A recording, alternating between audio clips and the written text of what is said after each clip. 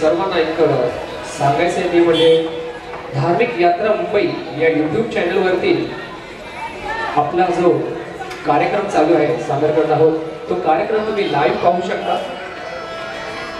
धार्मिक यात्रा मुंबई तसेच श्री शंकर मंदिर देवस्थान भोपाळ नगर यांचं सुद्धा श्री रामदास संगीत विद्यालयाच्या मार्फत खूप खूप धन्यवाद। आपण महाशिवरात्री निमित्त या सर्व कलाकारांसमोर इथे जो सुगम संगीताचा कार्यक्रम करण्याची ही सुवर्ण संधी दिली त्याबद्दल तुमचं देखील खूप खूप धन्यवाद।